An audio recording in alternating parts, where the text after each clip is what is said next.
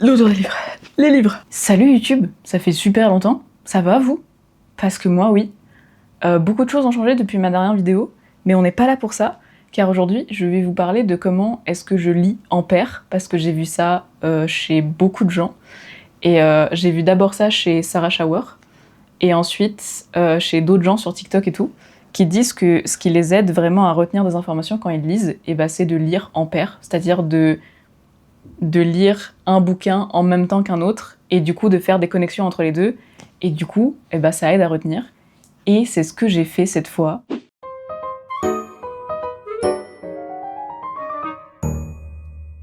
Du coup, vous allez me demander quels deux livres j'ai paire ensemble, et si vous avez regardé la miniature de cette vidéo avant de cliquer, ou si vous avez lu le titre, et ben vous le savez déjà.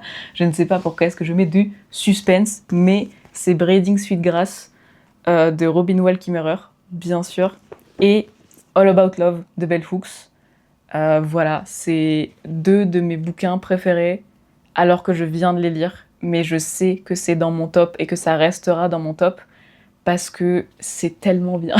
Je sais pas quoi vous dire d'autre que c'est incroyable, c'est-à-dire que les deux sont des espèces d'hymnes et d'odes à la joie, et à l'amour surtout.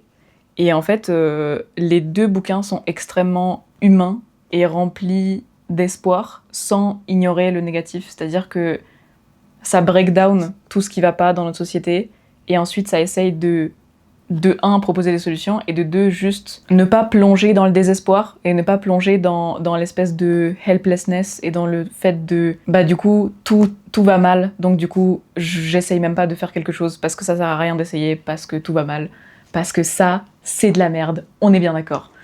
Donc, les deux constatent des problèmes, les deux essayent de proposer des solutions et de proposer des manières de voir le monde avec joie et amour.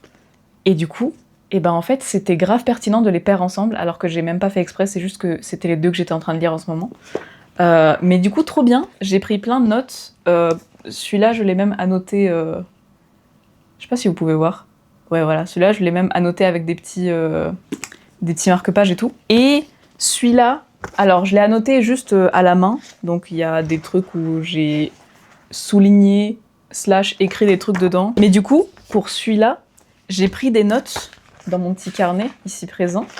Et du coup, une fois que j'ai aussi lu ça, et ben j'ai pris des notes par rapport aux autres notes là-dedans. Pour le bien de la vidéo, et pour pas que je me perde trop, parce que on me connaît, vous me connaissez, je me connais, on sait, je vais procéder chapitre par chapitre en se basant sur All About Love de Bell Hooks, parce que les chapitres sont très clairs et c'est bien découpé, et du coup celui-là ça sera les connexions avec les chapitres de l'autre. Bref, vous avez compris, ça va être une très longue vidéo. C'est un sujet que j'aime trop, je suis trop excitée. Si je pars dans tous les sens, excusez-moi, pardonnez-moi, je suis désolée, mais je vais pas pouvoir m'en empêcher, je pense. Donc voilà, je suis juste... Ouais, vous avez compris, je suis trop excited parce que c'est des sujets qui me tiennent trop à cœur. Et genre, mettre en paire un bouquin qui parle d'amour pour les gens et pour soi-même, en même temps qu'un bouquin qui parle d'amour pour la nature et le monde et la terre et les animaux, c'est trop bien, j'adore, je kiffe. Là, je suis dans mon élément là. Donc du coup, premièrement, qu'est-ce que c'est All About Love de Bell Hooks? C'est un livre, bien joué à vous. C'est donc un bouquin militant qui replace l'amour dans son contexte politique et qui parle d'à quel point notre système capitaliste a shift un peu ce qu'on pense de l'amour et comment est-ce qu'on voit l'amour et qu'est-ce qu'on attend de l'amour. Il break down un peu ce que c'est des relations très normées, classiques, et pourquoi est-ce qu'il y a certaines attentes qui ne marchent juste pas. Ça nous parle en très gros de pourquoi les systèmes d'oppression qui sont en place sous le capitalisme détruisent notre vision de l'amour et notre capacité à aimer et à recevoir de l'amour. Et voilà, donc c'est grave cool. Pendant que ce bouquin-là, du coup, Braiding Sweetgrass de Robin Kimmerer, c'est un bouquin sur l'amour de la science en même temps que de la sagesse des peuples natifs américains, des peuples. Je sais pas accorder les choses, d'accord ? Le français n'est pas ma première langue, je peux plus utiliser cette excuse. Je suis là depuis mes 10 ans, j'en ai 24, je suis là depuis 14 ans, ouais, je pense que je peux plus utiliser cette excuse. Mais bref, Du coup, ça parle de l'amour de la nature et de notre terre en tant que terre, c'est-à-dire là où on marche et là où on cultive des choses, le jardin, etc. Ça parle de l'amour de la nature dans son ensemble, en fait, genre de toute la biodiversité, et de pourquoi la science n'est pas du tout aux antipodes des croyances et de la sagesse des personnes natives américaines. C'est un peu comme ça que je voyais la science quand j'étais petite, et c'est pour ça que je voulais être scientifique quand j'étais petite. Je voulais travailler dans des trucs, des fonds marins, genre je voulais être chercheur en fonds marins, bref. C'est passé depuis, parce que justement je me suis rendu compte que la science c'était pas ce que j'avais imaginé que c'était. Du coup, Robin Wall Kimmerer est une scientifique et en même temps une poète, et je trouve ça incroyablement beau comment est-ce qu'elle décrit la nature et comment est-ce qu'elle nous donne envie d'aimer la Terre et envie de faire mieux pour la Terre. Du coup, ça m'a un peu réconciliée avec la science et avec le fait qu'il y a des scientifiques qui voient la science comme moi je la vois et pas comme le truc hyper stérile et lointain et neutre que c'est censé être dans notre société actuellement. Bref. Du coup, commençons.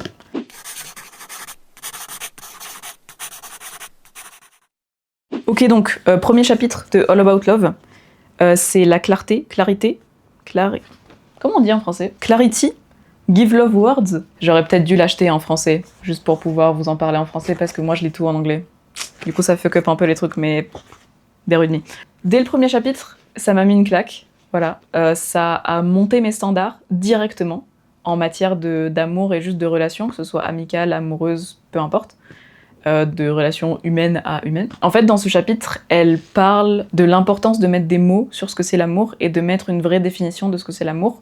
Parce que quand on laisse trop de place, quand on laisse trop comment on dit ça?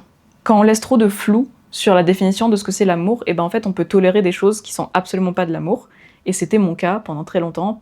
Et en fait, juste mettre une vraie définition sur ce que c'est l'amour et arrêter de le percevoir comme une émotion, mais plutôt comme une action et une décision choisie, ça remet littéralement tout en question. Donc en gros, elle fait le constat que quand on perçoit l'amour uniquement comme une émotion et pas comme une action, et ben en fait on peut excuser des comportements juste parce qu'on se dit oui, mais la personne elle-même, elle ressent l'amour pour moi, donc c'est pas grave ce qu'elle vient de faire, même si elle a été très irrespectueuse, même si elle m'a fait du mal, etc. Je sais qu'elle m'a dit qu'elle ressentait l'émotion amour, donc je vais l'excuser. Et du coup, c'est déjà biaisé de fou. Et du coup, elle définit l'amour comme l'action choisie d'investir du temps, de l'attention de sa personne dans l'autre personne et la relation et le fait de construire quelque chose ensemble et d'aller dans la même direction. Ce qui est vachement clair. C'est-à-dire que c'est quand même large, mais c'est très clair. C'est un truc où tu prends la décision tous les jours de construire avec cette personne et de l'aider à être la personne qu'elle veut être et à l'aider à se construire spirituellement, humainement, peu importe. Dans tous ces projets, tu veux juste l'accompagner et être là pour elle. Et ça, c'est vachement plus clair que juste je ressens que je suis amoureux. Parce que, en tant que personne neurodivergente, j'ai toujours galéré avec ce truc de oui, mais du coup, c'est quoi qui différencie l'amitié de l'amour? Genre, c'est quoi? Parce que techniquement, juste j'aime les gens et c'est tout. Et du coup, avec cette définition, c'est un peu plus clair parce que, en effet, du coup, il n'y a pas vraiment de sentiment propre à ressentir. Il y a soit une attraction que tu peux poursuivre, soit une attraction qu'il n'y a juste pas. Mais si t'aimes l'humain derrière, et c'est juste un accord commun sur quel est le type de relation que vous voulez poursuivre et qu'est-ce qui marche pour vous et qu'est-ce qui marche pas pour vous. Et j'aime bien cette définition. J'aime le fait que ce soit large, mais que ce soit quand même clair et que ce soit vraiment un truc qui dépende de nous. Voilà. Du coup, elle liste c'est quoi les actions concrètes de l'amour. Care, affection, recognition, respect, commitment, trust, open and honest communication. Et c'est des trucs tellement logiques, mais en fait, avec cette définition de l'amour, c'est ça qu'elle dit dans le bouquin, l'amour et l'abus ne peuvent pas coexister. Parce que du coup, l'abus peut exister dans l'amour uniquement si on considère que l'amour c'est une émotion. Parce qu'en fait, si on considère que l'amour c'est une décision et un choix, et en fait, à partir du moment où la personne choisit d'être irrespectueuse et de faire du mal à quelqu'un encore et encore et encore, et ben en fait, elle ne choisit plus d'aimer cette personne. Même s'il y a l'émotion de base, qui est un petit spark, genre le petit truc de désir et d'affection et de trucs en mode « toi, tu m'attires ». Et ben en fait, même s'il y a cette petite émotion du début, si la personne, elle choisit pas de t'enrichir et d'être là pour toi et de faire attention à toi, et ben en fait, ça ne vaut rien, cette petite émotion de base. Et du coup, quand on choisit d'aimer quelqu'un et qu'on considère que l'amour, c'est un choix, et ben en fait, l'amour et l'abus ne peuvent pas coexister. Et cette phrase-là, elle m'a fait un truc. Elle m'a fait réaliser que, en effet, je tolérais beaucoup d'abus juste parce que je me disais oui, mais c'est de l'amour derrière. Et en fait, non. À partir du moment où on change cette définition-là de l'amour, et ben ça peut plus exister. Et j'aime bien ça. Donc du coup, quand on est clair sur la définition de l'amour, et ben c'est vachement plus simple de savoir qu'est-ce qu'on peut faire concrètement pour aimer des personnes, des choses, nous-mêmes. Et en fait, ce truc-là, c'était très intéressant du coup d'avoir cette définition-là en tête pendant que je lisais Braiding Sweetgrass, parce que du coup, elle aussi, à un moment, elle pose la question de qu'est-ce que c'est l'amour et à quel point ça peut être réciproque ou pas. C'est-à-dire que nous, on peut aimer la Terre, mais est-ce que la Terre nous aime en retour ? Et en fait, du coup, elle, sa définition de l'amour, elle est assez similaire en fait à celle de Bell Hooks, et j'ai trouvé ça trop marrant, parce que du coup, elle dit, je vais vous laisser lire, si ça veut bien faire la mise au point, sinon je mettrai une photo. Mais du coup, en gros, elle pose la question de si, quand on nourrit notre jardin, est-ce que notre jardin nous aime en retour ? Et du coup, pour elle, la définition de l'amour, c'est le fait de nourrir la santé et le bien-être de l'autre, la protection de n'importe quel mal, encourager le développement personnel et individuel, le désir d'être ensemble, le partage généreux des ressources, travailler ensemble vers un but commun, célébrer nos valeurs communes, l'interdépendance, le sacrifice de l'un vers l'autre et de l'autre vers l'un, et la création de la beauté. Et en fait, du coup, tout ça, ce sont aussi des actions. C'est des trucs très concrets à mener, et c'est en effet des trucs que, concrètement, le jardin, quand on nourrit un jardin, et ben le jardin, il fait ça pareil pour nous. Donc en fait, c'est en effet une relation réciproque, et en effet, du coup, on peut définir que la terre et la nature nous aiment, puisqu'elle nous nourrit autant que nous, on la nourrit. Vous voyez un peu où est-ce que je veux en venir ? Bref, je vais revenir sur ce truc de réciprocité plus tard, parce qu'il y a un chapitre sur la mutualité, la réciprocité, donc vous inquiétez pas, mais j'ai trouvé ça grave intéressant que deux bouquins complètement séparés, même si ça parle au fond de l'amour, et bah définissent l'amour comme des actions et comme des trucs vraiment concrets à mener. J'ai bien aimé, voilà. Et du coup, dans cette définition, ça veut dire que l'admiration n'est pas suffisante, parce que du coup, on n'est pas assez engagé dans la vie de l'autre personne et dans notre relation commune, et que pour cultiver une relation, et ben en fait, il faut littéralement faire des vraies actions communes et des actions concrètes pour montrer notre amour. Et du coup, ça, c'est très important aussi pour notre amour de la nature. Et c'est ça, c'est ce truc, cette idée précise qui va vraiment me motiver à partir de maintenant à vraiment mieux considérer la Terre et juste le monde.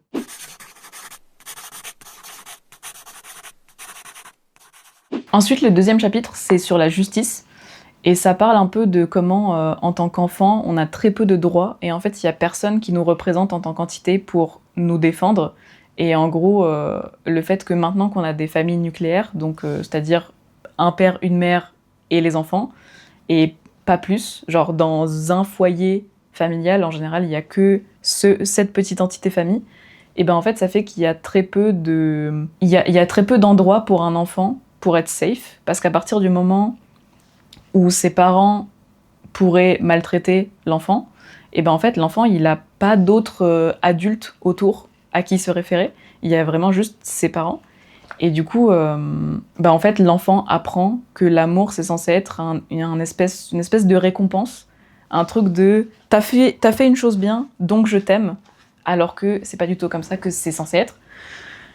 Et que en fait, sans justice, il peut pas y avoir d'amour, parce que on n'apprend pas ce que c'est vraiment l'amour et on apprend un truc complètement biaisé. Bref, voilà. Et du coup, pour faire le parallèle avec Braiding Sweetgrass, là-dessus, ce qui m'a fait tiquer, c'est le fait de isoler quelqu'un pour qu'elle ne sache plus ce que c'est l'amour et pour qu'elle n'ait pas les ressources nécessaires pour se sentir aimée et pour faire les actions pour aimer les autres, parce que du coup, elle sait pas ce que c'est aimer. Et ce truc-là, du coup, elle en parle à un moment dans le bouquin en disant qu'il y a un terme pour désigner ce truc-là par rapport aux humains qui sont trop isolés de la nature et qui ne se considèrent plus faisant partie de la nature, mais comme un truc au-dessus. C'est-à-dire qu'il y a les humains qui savent tout et qui ont les réponses et tout, et qui doivent étudier et faire des choses pour la nature ou tirer des choses de la nature, mais où c'est pas un partage, c'est pas une coexistence, c'est pas un truc où les humains sont là après la nature, parce qu'en fait, avant que les humains existent, la nature était déjà là, le monde était déjà là, et en fait, en tant qu'humain, on a beaucoup plus de choses à apprendre du monde que l'inverse, donc en fait on n'est pas du tout sachant, bref. Mais du coup cette idée d'être isolé, je crois que ça s'appelle Species Loneliness. Ouais, ça doit être un truc comme ça, Species Loneliness. De toute façon je vous afficherai des trucs sur l'écran.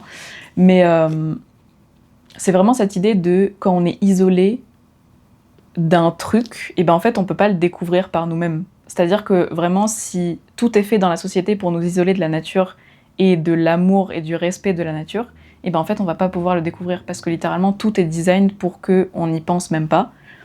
Et ce truc-là, du coup, il fait grave bien le parallèle parce que en effet, quand on est juste isolé et qu'il y a personne pour nous représenter et qu'on n'a pas d'exemple, et en fait on peut pas savoir qu'il y a autre chose que ce qu'on connaît. Et du coup, j'ai trouvé ça grave intéressant. Voilà. Et ça m'a fait me poser des questions sur à quel point moi je suis absolument pas connectée à la nature, et c'est un truc qui me fait beaucoup souffrir, alors que quand j'étais plus jeune, j'étais vachement plus connectée à la nature. Et à quel point genre là je prends pas du tout la peine de faire ce truc-là parce que j'ai pas d'exemple autour de moi ou d'occasion en fait, et que du coup, maintenant que dans ma tête c'est une possibilité et que je sais que ça existe, il faudrait vraiment que je mette en place des choses pour être plus connectée et vraiment faire des choses concrètes.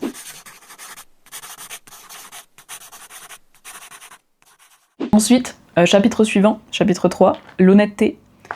C'est un chapitre que j'ai beaucoup aimé parce que ça parlait un peu de notre loyauté et de où est-ce qu'on va choisir de mettre notre loyauté et de où est-ce qu'on va mettre en fait notre amour, où est-ce qu'on va vraiment investir de notre personne pour montrer notre amour, parce que souvent entre nos valeurs et les valeurs de la société, il y a littéralement un monde, et du coup, si on choisit pas à qui on est loyal, et en fait on peut faire beaucoup de mal à des personnes de notre entourage juste parce qu'on veut se faire respecter ou bien voir par la société autour, parce que on est plus loyal à ce que la société veut de nous et à ce que la société veut voir de nous que à notre amour pour la personne et à notre amour propre même parfois.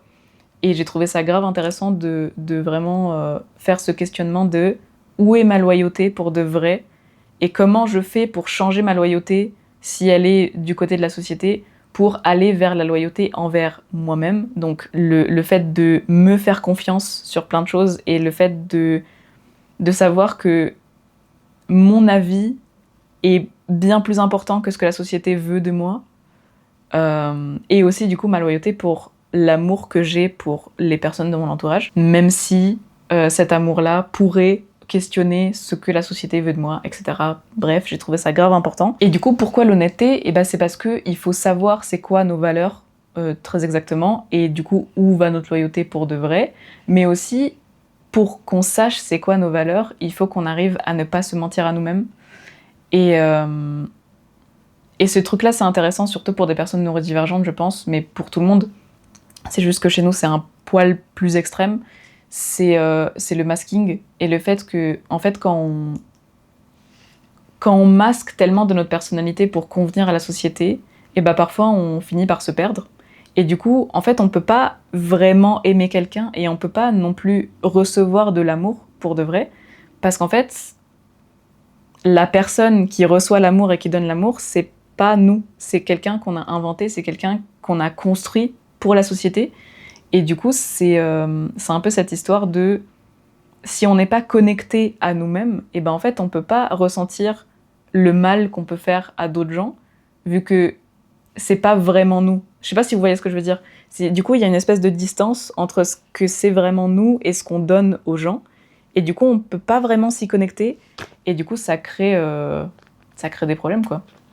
Et du coup, pour faire le parallèle avec Breeding Sweetgrass, et ben en fait, il y a toute une partie du bouquin qui parle du fait que, vu que les humains sont plus connectés à la nature et ne se sentent pas vraiment faire partie du groupe nature, genre la Terre, le monde, et les espèces, parce qu'on est une espèce parmi d'autres qui sont sur la Terre, bref, si on n'a pas cette connexion-là, et ben en fait on peut pas ressentir le mal qu'on fait à la nature. Et du coup c'est exactement la même chose, c'est vraiment cette espèce de déconnexion.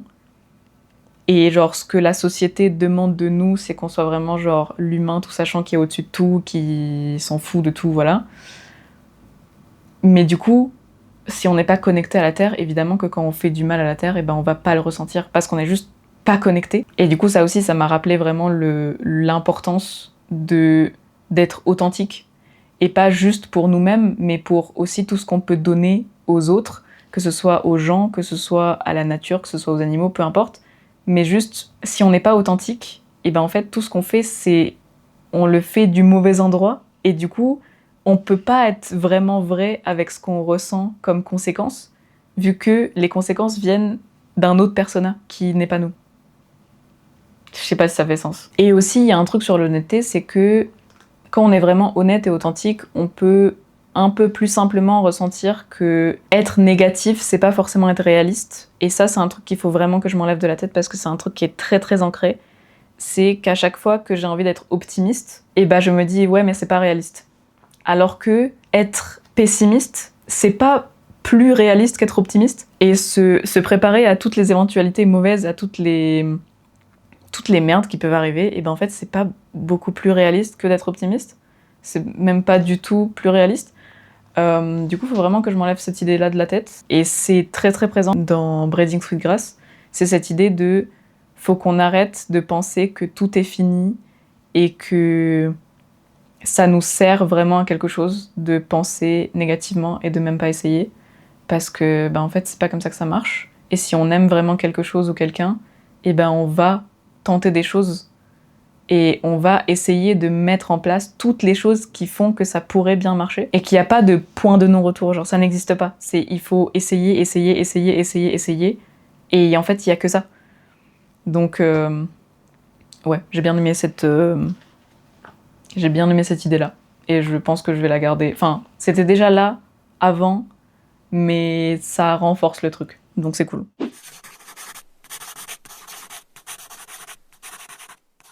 Ça fait bien le pont avec le chapitre d'après, qui est le commitment, donc l'engagement, puisque c'est à ce moment-là que les deux en fait parlent de ce truc d'investissement et le fait que en fait l'investissement c'est de l'amour et que si on n'est pas capable de voir les choses d'une manière optimiste ou en tout cas de pas être aveuglé par le pessimisme et par le fait que ouais mais tout va mal et dans tous les cas rien ne va marcher, et ben en fait on n'est pas engagé dans le fait de vouloir mieux, parce que vouloir mieux est vu comme un danger par beaucoup de gens, dans plein de trucs. C'est pour ça que quand je dénonce tel ou tel truc sur TikTok, ou peu importe où, et ben en fait, quand on dénonce quelque chose, les gens ils sont là en mode oui, mais ça marche comme ça depuis 1000 ans, oui, mais nous, dans notre temps, c'était encore pire, oui, mais machin truc, et en fait, on s'en fiche. Enfin, c'est pas parce que c'était négatif avant qu'on n'a pas le droit de vouloir mieux.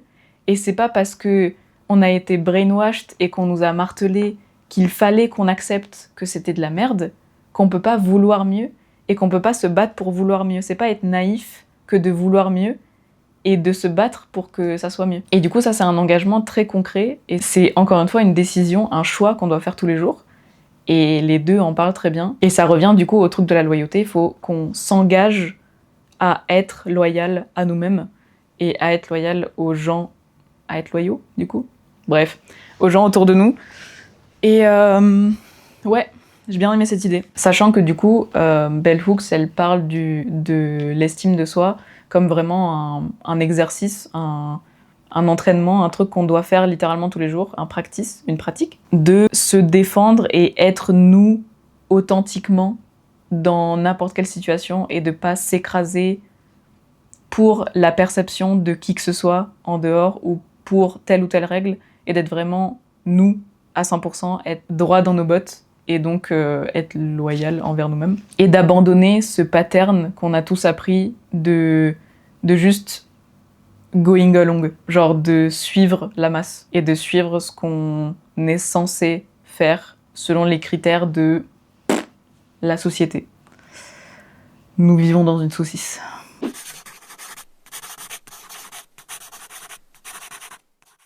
Ensuite, chapitre 5, on arrive à la moitié, bien joué à vous. La spiritualité. Ce chapitre, je l'ai vraiment aimé parce que la spiritualité, ça veut dire plein de choses pour plein de monde. Et en fait, ça dépend vraiment des gens. Et j'ai l'impression qu'il y a beaucoup de gens qui rejettent la spiritualité parce que c'est un truc trop étroit dans leur tête et c'est un truc trop organisé et normé, encore une fois, dans leur tête. Alors que pour moi, la spiritualité, c'est vraiment juste la connexion. Et les deux bouquins décrivent exactement la même chose, c'est-à-dire que la spiritualité, c'est juste faire des choses avec intention, faire des choses avec connexion.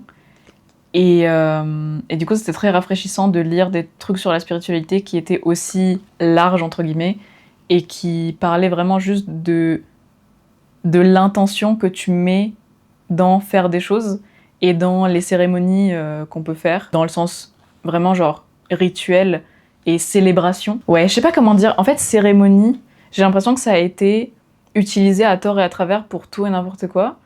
Et que du coup, on a l'impression qu'une cérémonie, c'est forcément un truc religieux, hyper organisé, hyper truc, alors qu'une cérémonie, c'est juste une célébration de quelque chose.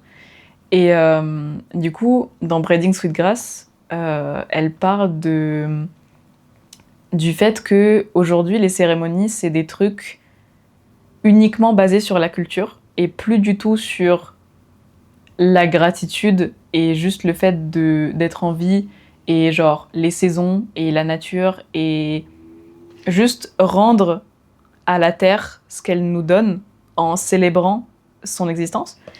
Et j'ai trouvé ça grave intéressant de voir ce que c'était pour elle du coup la cérémonie et la célébration et le fait que juste être joyeux, mais être joyeux ensemble et être joyeux avec intention, c'est déjà une cérémonie et c'est déjà un rituel et c'est déjà spirituel. Et je trouve ça trop cool et ça me redonne plein d'espoir et d'envie justement de faire des cérémonies et d'être joyeux ensemble et de montrer ma joie aux gens et à la terre et à moi-même et de le faire vraiment avec intention. Bell Hooks, elle dit que l'expérience du sacré, genre pour expériencer ce que c'est quelque chose de sacré, eh ben, il faut juste donner de l'intention et de l'engagement et de la concentration à des choses mondaines de notre vie de tous les jours. Et c'est vraiment ça que j'entends moi quand je dis que je suis spirituelle. Et ce que je veux atteindre avec ma spiritualité, c'est vraiment ce truc de faire les choses avec intention et faire les choses avec connexion et engagement et de savoir pourquoi est-ce que je fais les choses et de les faire dans ce sens-là. Pour faire le parallèle, aller dans la nature et juste enjoy la nature comme ça, sans vraiment y mettre de l'intention, et bah du coup, en effet, on peut considérer que c'est pas spirituel, mais à partir du moment où on y va avec l'intention et avec la joie qu'on partage avec la nature et avec notre engagement et avec ce qu'on sait, enfin comment dire, vu qu'on a vu ce que c'était l'engagement juste avant, et bah si on y va avec l'idée en tête de ce que c'est notre engagement et de ce qu'on veut faire pour la nature et qu'on y va comme ça, et bah c'est forcément, on est déjà forcément connecté à la nature puisqu'on s'est demandé ce qu'elle pourrait recevoir de notre part et ce qu'elle nous donnait. Bref. Du coup, j'ai trouvé ça super cool.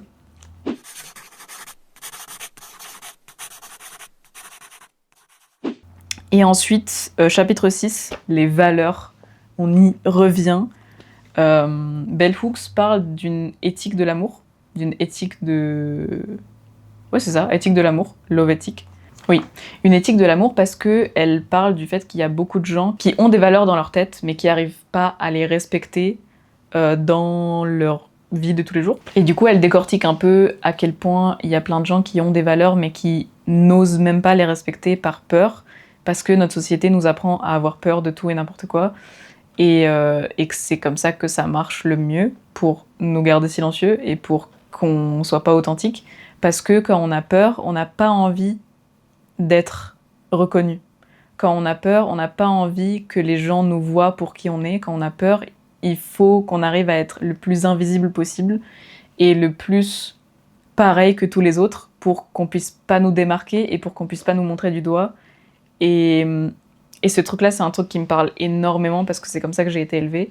Et c'est une galère encore aujourd'hui parce que j'ai peur littéralement de tout pour cette exacte raison. Et du coup, juste être moi, c'est très très dur parce que j'ai peur et parce que j'ai l'impression qu'il faut que je sois exactement qui la société voudrait que je sois. Et ouais, du coup, c'est pour ça que c'est hyper important de définir c'est quoi nos valeurs et de faire le shift pour qu'on soit loyaux envers nous-mêmes et pas envers la société. Parce que sinon, juste, on vit dans la peur constante et c'est intankable. Enfin, genre, on peut pas. Et du coup, Bell Hooks dit que ce qui nous permet de dépasser la peur, c'est la foi. Pas la foi en mode la religion, mais genre avoir la foi, avoir la croyance que ça va marcher et que il y aura mieux et que ça fait sens, en fait, ce qu'on fait. Et du coup, en fait, même si ça échoue, si on est droit dans nos bottes et que, genre, même si le résultat final, on va dire, de ce qu'on essayait d'avoir échoue, vu que sur le chemin, on était exactement nous-mêmes, et ben en fait, dans tous les cas, c'est pas un échec. Parce qu'on était nous-mêmes et parce qu'on était droit dans nos bottes et parce qu'on peut rien regretter, parce qu'on était alignés avec nous-mêmes et on était authentiques. Et c'est un peu ce truc-là, encore une fois, de vouloir mieux et de croire qu'on peut vouloir mieux. Ouais. Et du coup, dans ce chapitre, elle mentionne aussi le fait qu'en fait, on n'a pas d'exemple d'amour éthique et d'amour vraiment cool, que ce soit dans les médias ou dans nos vies de tous les jours. Et en fait, bah, la société, elle n'a pas vraiment intérêt à nous montrer ça, donc du coup, forcément que dans les grands médias, on verra pas ça. Et ça m'a fait penser que même avec la nature, en fait, on n'a pas d'exemple dans les médias de ce que c'est qu'un amour sain et une vraie relation correcte avec la nature, à moins que ce soit dans genre des documentaires. Et je trouve ça fou à quel point que c'est même pas un truc qui m'a ébranlé les idées. Enfin, je sais pas comment dire, genre je me suis jamais dit, j'ai jamais constaté avant ces deux lectures-là à quel point j'ai vu aucun film ou série ou peu importe où les personnes avaient une vraie relation avec la nature. Genre je trouve ça ouf alors qu'on fait partie de la nature. Genre on vit sur la Terre et j'ai jamais vu quelqu'un dans un truc de fiction avoir une vraie relation avec la nature. Sauf, seul truc, c'est quand c'était des loups-garous. Parce que forcément, ils font plus partie de la nature que des humains aux yeux des gens. Et je trouve ça ouf. Genre, ça nous communique bien le message que les gens, en général, n'arrivent pas à associer l'humain avec la nature. Genre, ça te dissocie complètement. Alors qu'on fait littéralement partie de la nature, et qu'il faut que ce soit des fucking loups-garous qui se transforment en loups pour qu'on arrive à considérer la relation entre humain et nature. Genre, je trouve ça incroyable. Bref.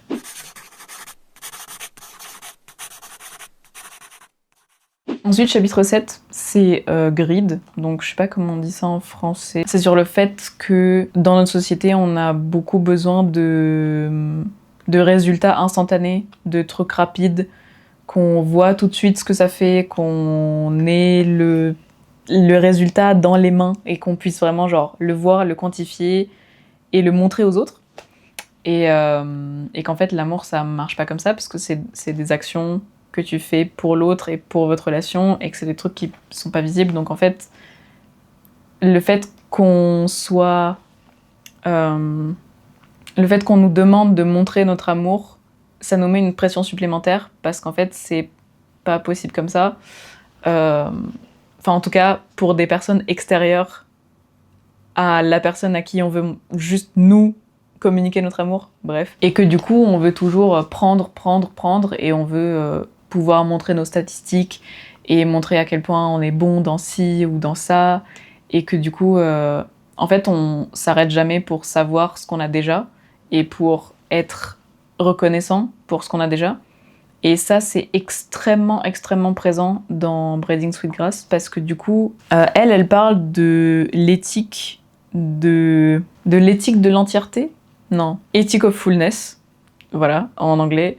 Et en fait, c'est ce truc de si on arrive à être reconnaissant pour tout ce qu'on a déjà, et ben en fait, la société, donc le capitalisme, perd un truc énorme en nous, parce que le capitalisme marche sur le fait qu'il nous crée des besoins qui sont pas vraiment des besoins.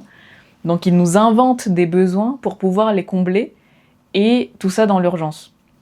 Et du coup, quand on cultive cette présence et ce truc de reconnaissance et du fait qu'en fait on a déjà tout ce qu'il nous faut autour de nous, donc elle parle de la nature et du fait qu'il y a de quoi manger, s'abriter, etc., etc. dans la nature, et que à moins qu'on soit vraiment en train de devoir nous battre pour survivre juste, et ben en fait la plupart de nous on a déjà énormément de choses et on a tout ce qu'il nous faut. Si on cultive ce truc-là, cette idée-là, et ben en fait le capitalisme n'a plus grand-chose sur nous comme levier d'action, comme truc de peur, parce qu'en fait on a plus peur. Parce qu'on sait qu'on a plein de choses et on est reconnaissant pour ces choses-là. Ok, ma caméra avait coupé again, c'est pas grave, on reprend. Oui, j'étais sur l'idée que si on enlevait cette espèce de besoin pour des résultats instantanés et pour toujours ce besoin d'avoir plus, et ben en fait le capitalisme n'a plus vraiment de levier d'action sur nous.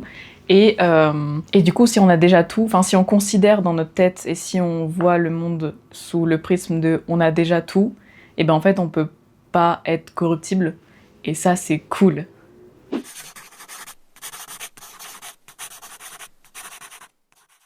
Chapitre 8, on est presque à la fin. La communauté, évidemment, comment parler d'amour si on parle pas de communauté et si on parle pas de relations genre à plusieurs dans une communauté. On revient un peu à l'idée que si enfant on n'a pas d'autres exemples que nos parents, et ben en fait si nos parents nous apprennent des mauvaises choses, et ben en fait on n'a pas d'autres exemples pour voir que ça peut être différent. Et que c'est pour ça qu'une communauté c'est très très intéressant et très important, parce que on a besoin d'exemples de toutes parts pour pouvoir nous faire notre propre avis et pour savoir c'est quoi le champ des possibles juste. Et de un, ça m'a fait réaliser à quel point je n'avais pas de communauté, et enfin quand j'étais plus petite, plus jeune, et à quel point en fait, en Hongrie ça allait encore parce que du coup ma mère avait vraiment sa communauté, mais à partir du moment où on était en France, du coup mes deux parents sont neurodivergents et n'ont quasiment pas d'amis, ou en tout cas n'invitaient pas des gens à la maison et on n'allait pas vraiment chez des gens. Enfin à partir du moment où on était en France, j'ai pas eu ce truc de on va voir des gens et je peux avoir d'autres exemples adultes que mes parents, etc., etc. Et du coup, c'était pas spécialement la meilleure chose. Du coup, Robin Wall Kimmerer, elle fait le point et elle nous montre à quel point la nature, c'est aussi notre communauté, et à quel point la nature, c'est aussi nos exemples, et ça devrait l'être, parce qu'en fait, ils sont là depuis bien plus longtemps que nous, et on est juste une espèce parmi tant d'autres dans la nature, et qu'en fait on a beaucoup beaucoup de choses à apprendre juste des arbres ou des champignons ou des animaux, et de comment est-ce que eux ils arrivent à communiquer entre eux et à vivre en harmonie entre eux, et genre que chacun a son rôle et chacun a le truc qu'il fait et tout le monde a sa place personnalisée dans la nature. Et ouais, ça aussi ça m'a fait réfléchir sur à quel point je suis plus du tout connectée à la nature. Genre c'est une folie, et faut vraiment que je remédie à ça, genre ASAP, genre là, clock is ticking, bref. Et que du coup la communauté ça nous montre comment vivre dans le fait d'être réciproque, et genre que dans une communauté on a quand même besoin de cultiver notre individualité, parce que du coup c'est ça qu'on va pouvoir donner à la communauté en fait. Et cette idée là, je l'avais jamais formulée comme ça dans ma tête, mais c'est grave intéressant. Et Et du coup, dans Braiding Sweetgrass, c'est très bien expliqué, du coup, avec des exemples de ce qui se passe dans la nature, de ce qui se passe entre des arbres, des champignons et tout. Mais je trouve ça grave intéressant parce que j'avais jamais vu ça comme ça. Le fait de cultiver l'individualité justement pour que tu puisses savoir ce que tu donnes aux autres. Parce que moi, justement, ma peur, et c'est pour ça que j'arrive pas à cultiver mon individualité, c'est parce que justement, j'ai l'impression que les gens veulent de moi quelque chose de lisse.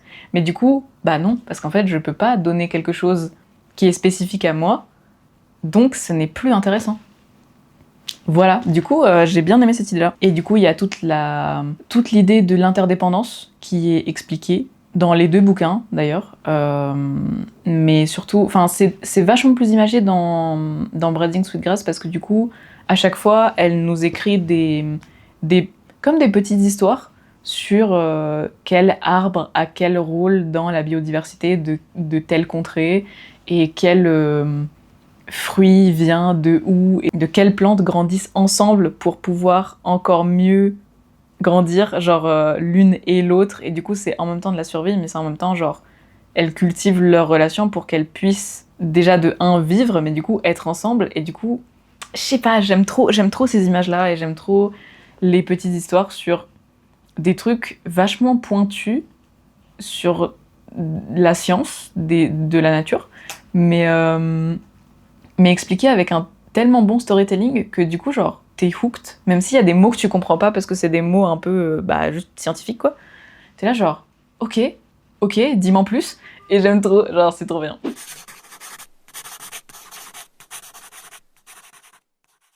Et du coup, on en arrive à la mutualité, la réciprocité, aucune idée, qui est, pour le coup, je pense que c'est l'idée qui est la plus développée dans Braiding Sweetgrass, parce que c'est le truc le plus important qu'elle veut nous faire comprendre, c'est à quel point on peut pas juste prendre à la nature et on peut pas non plus juste donner à la nature. Genre, c'est vraiment une coopération, c'est un truc mutuel, c'est un truc réciproque. La Terre nous aime autant que nous, on peut aimer la Terre. Et c'est vraiment, genre, le fait qu'on cultive des choses, ça aide aussi la Terre à se renouveler derrière. Et en fait, il y a besoin des deux. Il y a pas juste la nature qui peut faire ces choses sans l'humain. Enfin, l'humain a un rôle très important aussi dans la nature. Et du coup, l'autre extrême qui dit que du coup, la Terre serait mieux sans les humains et il faut qu'on soit tous morts et tout, et ben en fait, c'est pas vrai non plus. Et elle explique le truc avec tellement d'exemples, tellement d'images et tellement d'histoires trop bien que c'est vraiment agréable à lire et c'est trop intéressant. C'est un give and take, genre c'est vraiment un cycle et chacun a son rôle et chacun a les trucs qu'il doit recevoir, chacun a les trucs qu'il doit donner. Et je sais pas, c'est un truc qui m'a très peu été appris. Et du coup, Robin Wall Kimmerer, elle parle énormément de ce que c'est qu'un cadeau et de comment, genre c'est quoi notre relation au cadeau dans notre société actuelle. Parce que pour elle, un cadeau, et ben en fait, ça engage une responsabilité derrière. C'est pas un truc que tu as juste comme ça parce que tu n'as rien fait. C'est vraiment un truc parce que l'autre personne veut te donner cette chose. Ça veut dire que tu avais aussi un rôle et ça veut dire que tu es responsable de ton rôle pour ce cadeau. Je sais pas comment expliquer parce que c'est une idée tellement nouvelle pour moi que je l'ai même pas encore complètement assimilée, pour vous dire. Et d'ailleurs, est-ce que c'est là ? Ouais, c'est là. Elle a un autre bouquin uniquement sur ce sujet, sur ce que c'est les cadeaux. C'est celui-là. Sur l'économie de ce que c'est, l'économie des cadeaux et de l'abondance. Et faut vraiment que je le lise. Je l'ai pas encore lu, alors qu'il est tout petit, mais il faut vraiment que je le lise. Je crois que c'est le dernier bouquin qu'elle a sorti, il me semble, donc ça doit être d'il y a pas si longtemps. 2024, donc voilà, ça fait moins de 2 ans. Et c'est tellement une idée nouvelle pour moi, parce que c'est tellement pas comme ça que j'ai été élevée, que je trouve ça fou. Et genre, c'est vraiment révolutionnaire, je sais pas comment dire. Et c'est là qu'on voit à quel point je suis blanche. Et c'est là qu'on voit à quel point je suis gangrénée. Genre, certaines parties de mon cerveau et de mes idées sont gangrénées par le capitalisme et ma blancheté. Parce que genre, c'était même pas une possibilité dans ma tête de penser au cadeau comme ça. Et je peux même pas vous le décrire tellement j'ai pas encore compris à 100%. Vous voyez ce que je veux dire? Donc, pour ça, je vous laisserai lire celui-là et lire celui-là, d'accord? Là-dessus, je peux pas encore en dire grand-chose, mais je vais avancer, je reviendrai vers vous. Mais du coup, ce chapitre, il pose aussi la question d'à quel point on peut justement réciproquer l'amour si on est des versions pas authentiques de nous-mêmes. Et encore une fois, on revient sur le fait qu'en fait, on peut pas être réciproque, on peut pas être vraiment présent dans une relation 100% réciproque si on n'est pas déjà établi à l'intérieur de nous-mêmes. Et que il y a aussi beaucoup de gens qui rejettent les rôles que la société nous donne en allant dans l'autre extrême. Donc du coup, Bell Hooks, elle parle du fait qu'il y a plusieurs hommes qu'elle a rencontrés, avec qui elle a eu des relations, et c'était aussi mon cas, qui, pour ne pas devenir des hommes machos que la société leur demandait de devenir, et ben en fait, ils sont juste pas devenus des hommes tout court, et ils sont restés des enfants, et ils ont du coup associé le fait d'être adulte avec le fait d'être un adulte macho, et du coup, ils voulaient juste ne pas être un adulte tout court, et donc pas prendre des responsabilités et avoir des responsabilités. Et que du coup, ils étaient assez passifs dans tout ce qu'ils faisaient. Et ouais, c'était des gens qui juste ne décidaient de rien parce qu'ils voulaient pas être des adultes machos de la société. Je sais pas si c'est très clair comment je l'explique, mais ça m'a fait me rendre compte que c'est un peu comme ça que moi je vois ma relation avec la nature. C'est-à-dire que je voulais pas devenir l'adulte horrible qui déteste la nature et qui s'en fout et qui considère rien et machin truc. Et du coup, je suis juste devenue passif.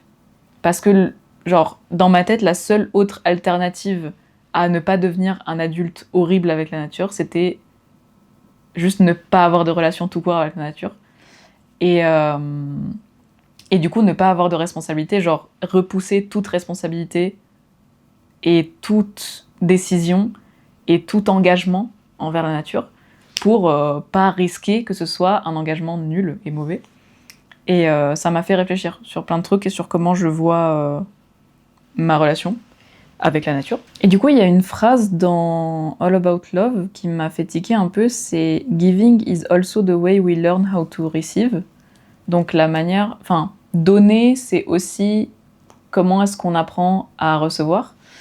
Et ce truc-là, il m'a frappée parce que, en fait, j'ai tellement été un espèce de pantin ou un espèce de coquille de moi-même, qui était vraiment pas moi-même. Et j'ai tellement fait les choses du mauvais endroit. Genre, j'ai pas fait les choses avec la bonne intention derrière. Je sais pas comment dire. Quand je rendais des services aux gens, c'était parce que j'étais obligée dans ma tête. C'est parce que j'avais pas le choix de dire non, c'est parce que j'étais obligée. Genre, il y avait même pas l'option de dire non, il y avait pas l'option de refuser, de modifier, de machin truc. C'était genre, quelqu'un m'a demandé quelque chose, je suis obligée d'exécuter. Genre, c'était tout. Et du coup, je pensais que quand les gens me donnaient des choses, c'était pareil pour eux. Et c'est pour ça que, dans ma tête, genre, recevoir des choses, j'étais là genre, mais t'es pas obligé, genre, vraiment, enfin, t'inquiète. Et du coup, je me suis rendu compte que pendant très longtemps, c'est pour ça aussi que je rejetais les gens, enfin, que je rejetais le compliment que les gens me faisaient, qui était de tu es généreuse et tu es une bonne personne et tout, parce que dans ma tête, je savais que je l'étais pas pour les bonnes raisons. Je savais que je l'étais par obligation, par devoir, et que ça me rendait malheureux. Et là, ça fait quelques années maintenant que c'est plus du tout le cas, et que je suis généreuse parce que j'ai envie de l'être, et je donne des choses parce que j'ai envie de donner des choses. Et c'est vraiment, il y a un monde entier entre ces deux positions, et du coup, je comprends mieux pourquoi est-ce que j'avais du mal à accepter les choses. C'est parce que je donnais les choses pour les mauvaises raisons, et du coup, je pensais que c'était pareil pour tout le monde. Et ça, c'était grave intéressant. Et du coup, ça veut dire que, genre, ça peut être appliqué, on peut faire un parallèle assez facilement avec, du coup, la relation à la nature.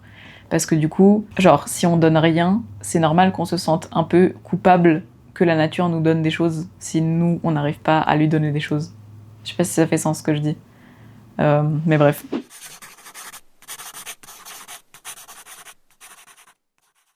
dernier chapitre, on arrive vraiment à la fin.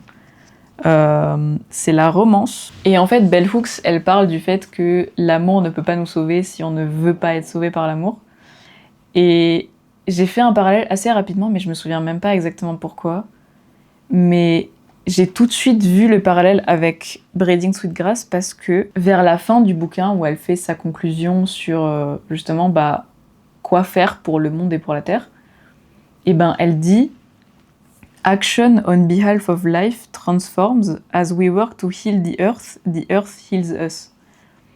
Et c'est vraiment l'idée qu'il faut pas attendre un déclic, il faut pas attendre d'avoir une bonne relation avec la Terre pour commencer à agir pour la Terre. Je sais pas si vous voyez ce que je veux dire. C'est-à-dire que c'est en pratiquant toutes ces actions, c'est en pratiquant ce truc, même si pour l'instant on n'est pas très bon à ça, c'est en exerçant ces actions et c'est en faisant cet entraînement de faire, qu'on va devenir bon et qu'on va pouvoir vraiment avoir une bonne relation. Donc en fait, c'est un peu l'idée qu'on voit sur les réseaux sociaux en ce moment, depuis longtemps, on peut pas aimer quelqu'un d'autre tant qu'on s'aime pas soi. Et en fait, c'est pas vrai. C'est dans l'action et dans l'entraînement du truc qu'on va pouvoir cultiver les deux. Mais il faut pas attendre d'être parfait avant de faire des choses qu'on veut faire. Ça n'a aucun sens. C'est genre comme si on attendait d'être magiquement bon en musique pour faire de la musique. C'est pas comme ça que ça marche. C'est en s'exerçant à la musique qu'on va devenir bon à la musique. Et genre, ça, on le comprend assez bien pour les autres choses, c'est-à-dire la musique, je sais pas moi, la menuiserie, n'importe quoi. On sait qu'il faut s'exercer pour pouvoir être bon, mais pour les relations et les émotions, on se dit pas ça. On se dit qu'il faut attendre que on soit bon à ci et ça pour pouvoir exercer le truc, alors que pas du tout. Et du coup, évidemment, Robin Wall Kimmerer, elle nous invite à mener des actions concrètes pour la Terre, même si au début c'est tout petit, même si ça nous semble insignifiant.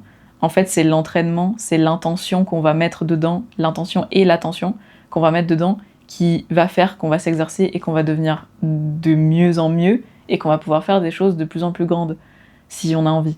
Donc, ouais, j'ai beaucoup aimé ce truc-là. Et du coup, on revient aussi sur l'idée que si l'amour, c'était uniquement une émotion, et ben en fait, on a raison d'avoir peur qu'elle s'envole. Parce qu'une émotion, en effet, ça vient et ça part. Mais à partir du moment où on considère l'amour comme des actions et des décisions qu'on prend tous les jours, et ben du coup, c'est pas un truc qui peut s'en aller du jour au lendemain, c'est un truc qu'on cultive. Et ça veut dire que ça a vraiment du poids et que c'est un truc fixe dans lequel on s'est engagé. Et j'aime vraiment beaucoup cette idée parce que ça permet de s'enlever complètement de la tête que l'amour c'est un truc imprévisible et que c'est un truc mystérieux et tout, parce qu'en fait, non. Genre, si on a besoin de mystère pour l'amour, c'est qu'on n'aime pas la personne, on aime genre justement cette espèce de mystère, mais du coup ça n'a plus rien à voir avec la personne.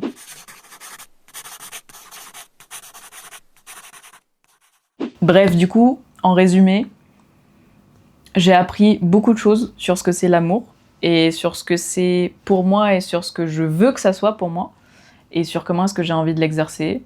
Ça m'aide vraiment beaucoup pour différencier, genre, juste le désir initial envers une personne, que ce soit platonique ou pas platonique.